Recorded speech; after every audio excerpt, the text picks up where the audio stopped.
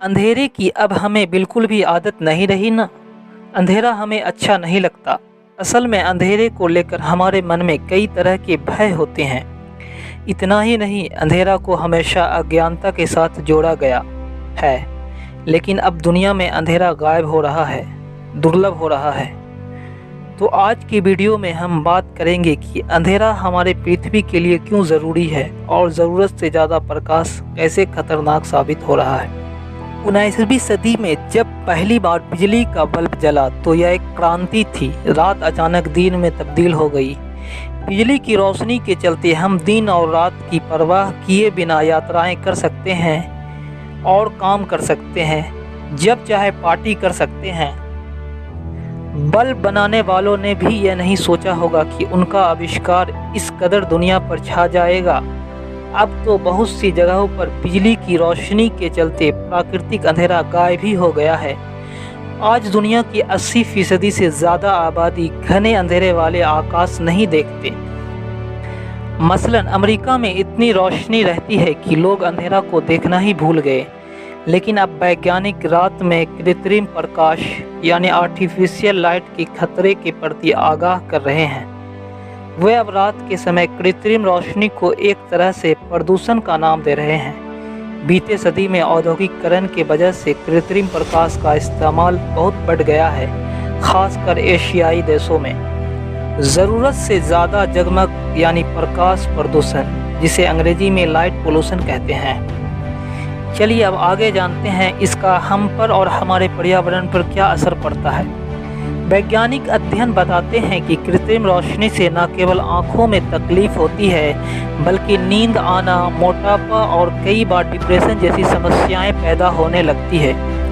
कुछ रिसर्च ये भी कहते हैं कि रात की शिफ्ट में काम करने वाली महिलाओं में आर्टिफिशियल लाइट के लगातार संपर्क में रहने के कारण स्तन कैंसर का खतरा बना रहता है।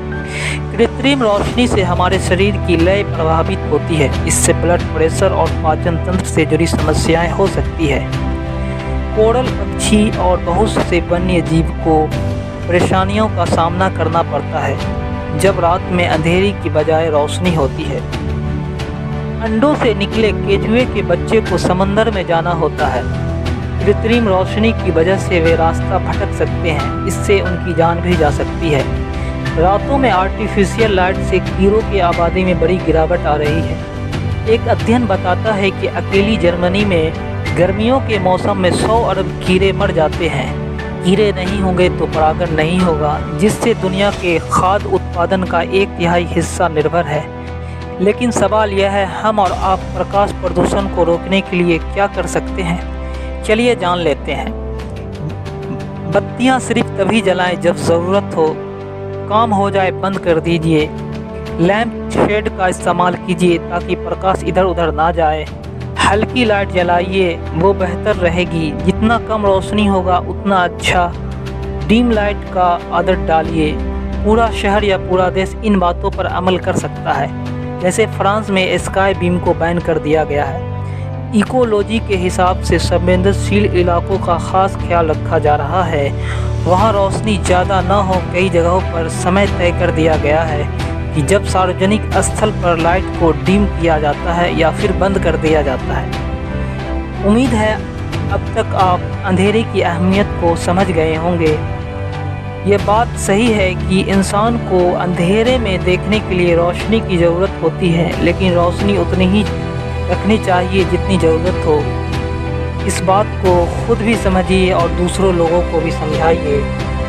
प्रदूषण कोई भी अच्छा नहीं होता, ना वायु प्रदूषण, ना जल प्रदूषण और ना ही प्रकाश प्रदूषण।